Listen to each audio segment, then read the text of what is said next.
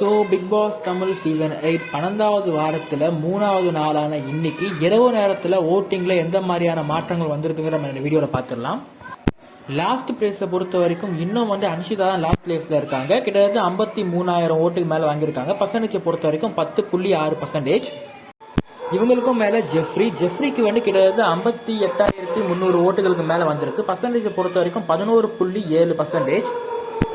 ஜெஃப்ரிக்கு மேலே பார்த்தோம்னா விஷால், நான் ஏற்கனவே சொல்லியிருந்தேன் விஷாலுக்கும் பவித்ராக்கும் ஓட்டிங் அந்த அளவுக்கு டிஃபரன்ஸ் இல்லை. ஸோ யார் வேணா கீழே வரலாம், யார் வேணா மேலே போகலாம்னு. இப்போ விஷால் கீழே வந்திருக்காரு. விஷாலுக்கு கிட்டத்தட்ட 64,300 ஓட்டு கிட்ட வந்திருக்கு. பர்சன்டேஜை பொறுத்த வரைக்கும் 12.9%.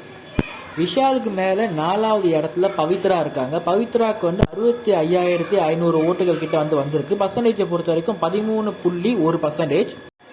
இப்பயுமே பெரிய டிஃபரன்ஸ்லாம் சொல்ல முடியாது. கிட்டத்தட்ட ஒரு 1000 ஓட்டு டிஃபரன்ஸாக போயிட்டு இருக்கு. இது மாறுறதுக்கான வாய்ப்பு இருக்கு. பவித்ராக்கு மேல 3வது இடத்துல ராணாவை பொறுத்த வரைக்கும் 75,870 ஓட்டுகளுக்கு மேல வாங்கியிருக்காரு. பர்சன்டேஜை பொறுத்த வரைக்கும் 15.2%.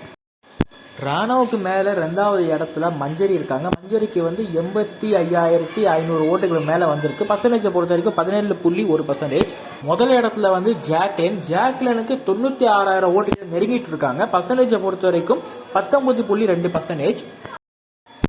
ஸோ நாளைக்கு இல்லைன்னா இன்னைக்கு நைட்டுக்குள்ள ஜாக்லின் 1,00,000 ஓட்டுகளை தாண்டிடுவாங்க. இந்த வாரம் ஃபேமிலி வீக் அப்படிங்கறதுனால பெருசா சண்டைகளும் இல்லை. ஸோ யாரு மேலேயும் பெருசா ஹேட்ரட் காட்ட முடியல.